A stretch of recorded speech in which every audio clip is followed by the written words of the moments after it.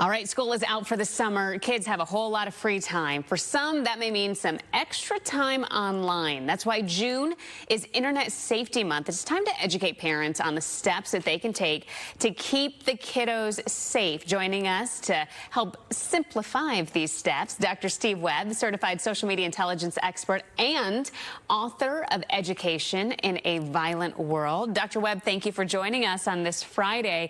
You know, there are so many kids who immediately go to these virtual video games. They go online. It's a lot for parents to take in, and they can't be there 24/7. So what can they do? Certainly. Well, thank you for having me on here. And the very first thing that you need to do, and what I like to think about is, of course, it's summer, it's hot, we're trying to look for something cool. Think about the word ice. The first thing you need to do is find out information. Find out what apps are out there, what are the most popular apps right now, and research them. Look into them, get that information so you can have that communication. The C part is communication with your children, real communication. I'm talking about discuss real events that have happened. Talk about Savannah Grace from 2021 when she was abducted using Emerald Chat.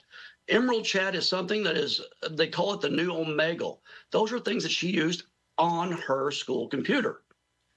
This is information that's out there. And then the E is educate them.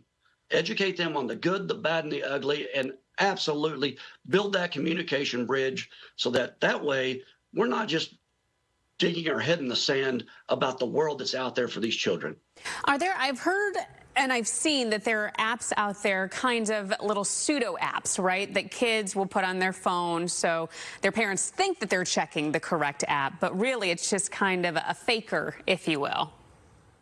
Yes, if you've never heard the word vault before, look up vaults, apps that are vaults, and go to the Google Play Store or iTunes or whatever you use and look up all the vaults. If your child has 3 calculators on their phone, they're not using 3 calculators. More than likely, they may have 2 cloaking devices on their cloaking apps where they're hiding apps or they're hiding pictures. They're hiding things that they know that it looks innocuous to you. It looks very simple and safe. Those things are called vaults. There are hundreds of them out there.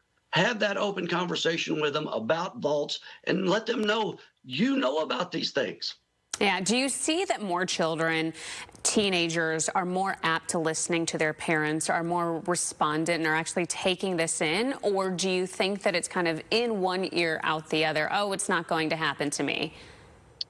Well, obviously, age makes a difference with that. Used to we would start worrying about social media when they get in their 12 to 13 age range, and now we're worried about it from the 8, 9, 10 range. 1 in 5 8-year-olds has smartphones now. Oh, wow. Now you wouldn't drop off your 8-year-old at a mall if you knew that everywhere they went there would be pedophiles and criminals and anybody that felons trying to talk to them. So why do we give them a phone and let them go to their room and not be invested in what they're doing? Right. Educate, educate, educate. All right, Dr. Webb, thank you for your time and your tips. Always helpful. Thank you so much.